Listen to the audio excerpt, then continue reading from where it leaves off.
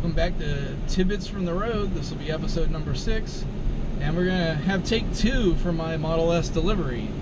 I got a call just before lunch that said my car is ready to go. They have it, it's detailed, it's clean, time to go get it. So I'm heading out of work a little bit early here to take the 2.5 hour trek down from Cleveland to Columbus, including charging stops, because coming up from where I live and then all the way down to Columbus from Cleveland is a little beyond the range of this particular car, especially since I didn't get a chance to trip charge it this morning, sadly.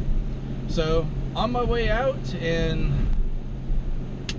pumped to get a look at the new hotness. Take a little look inside. I got the all black interior on the normal seats here.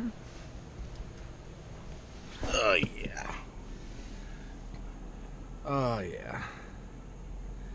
They've got the stereo playing. That logo, oh, so beautiful. Ooh, I got the cabin, or the yacht floor there. That's cool. As you see, I had the nice piano black trim. The only way that could have been better is if it was the carbon fiber. You hear my phone going off all over the place. Good deal. They'll take me around it here in a bit. So we're on the road in the new car at long last. Oh, I love it so much. Got myself familiarized. It took a good, hour and a half at the service center, getting acquainted with the car. A lot of the stuff I already knew, but I did want him to take me through everything, just because I've not been through that before, and there might be little tidbits that I didn't know. But for the most part, I knew most everything. I'm actually struggling to try and come up with something that I wasn't aware of. But hey, you never know. When you're not an owner and you're just, as Ryan McCaffrey from Ride the Lightning likes to say, when you're pressing your nose up against the glass, looking in from the outside, you might think you know everything, but you might not. But anyway, as it seems to be the thing that I like to do as well, I forgot something in the old car, so I'm driving back to the service center right now to pick up my garage door opener, which is the one thing that I forgot in the old car, the loaner that they gave me. I finally got to kick on autopilot, which I've been just couldn't wait to do it. And well, I'll tell you what, it is a difference on the display in the AP1 cars versus the AP2 cars, because as you know, this is an AP1 car. I've driven mostly AP2 cars, except for one. And my display, I'm seeing the semi on my right up here is displayed properly. A motorcycle that went by earlier was displayed properly, and I don't recall ever seeing that do that. And again, multiple cars are displaying properly too. So it looks like they just haven't quite caught that up yet in the software to be able to do that with the AP2 cars yet. But looking forward to when they do, because it is nice to be able to see everything that the car is actually doing. It's pretty nice.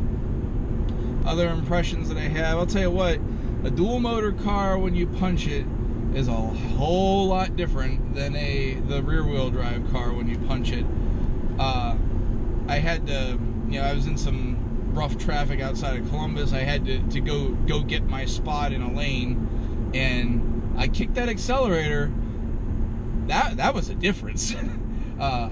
A lot different than the rear wheel drive car was, for sure. And granted, I believe this may be the fastest Tesla that I personally have ever driven. Now, I was in a P100D Ludicrous that my brother-in-law drove, but I didn't get to feel that foot to floor go that kind of instant feedback that you get when you're actually driving. Because previously my test drives have been 75D cars, both on the Model S that I drove way back when, I mean over a year and a half ago, and then the Model X that I drove not that long after that. And then actually, I guess it was AP1 on both of the cars that I drove, the first two. And then the most recent loaner that I have, I guess, was the only AP2. But again, that was, again, a dual motor car too. So, yeah, that dual motor, whoo, that is the difference for sure. Other things I'm just kind of noticing after driving with the premium seats for the last couple days, and this being the standard cloth seats, first of all, it's a little misleading because there is what at least appears to be leather in parts, which is kind of odd. I think that you did part of the seat in leather and part of the seat in. Okay, I'm gonna need to get off on this exit here. This guy better needs to let me over. Let me in. Thank you.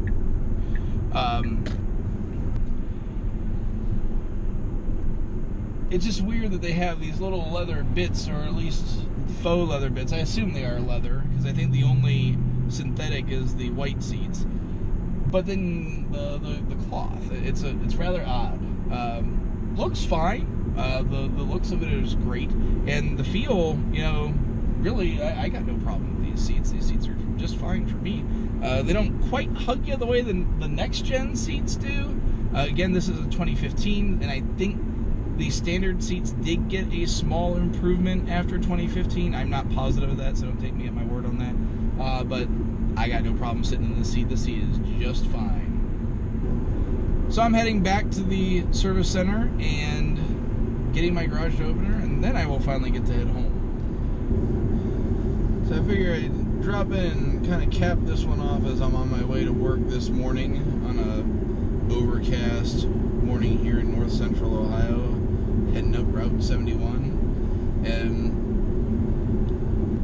yeah, just as a recap, so last night I decided to try and program HomeLink for the so my garage will open by pressing a button on the touch screen there. That did not go very well for me, more because I'm an idiot than anything. I managed, first of all, if you have a Genie garage door and you want it to work with your Tesla, you need to have yourself either an IntelliCode 1 version of the remote or a IntelliCode 2 remote that can be put into IntelliCode 1 mode. That would have saved me about 3 hours of pain last night.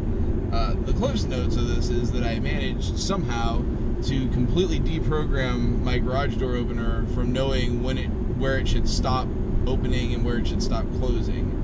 And in the process also deprogrammed every one of my remotes as well, because it wasn't behaving like I thought it should. So yeah, that was not a fun end of the night last night. And then we opened the junk drawer because I had to get something out of it, and I found one of my IntelliCode 1 remotes, and then I had everything programmed in literally 5 minutes after that. So that was a bit frustrating for me. But yeah, this has been great. First day with the car was phenomenal. I love autopilot. It's freaking amazing. What else can you say about it? So yeah, that's it. Coming to you from Evie. That was, I don't know if I mentioned, that's what I named her. I'm a giant dork in many ways, and I do enjoy some Pokemon. So Evie, or Evie, sounded pretty appropriate to be the name of the car. So that's it for this long-awaited episode of Tidbits from the Road.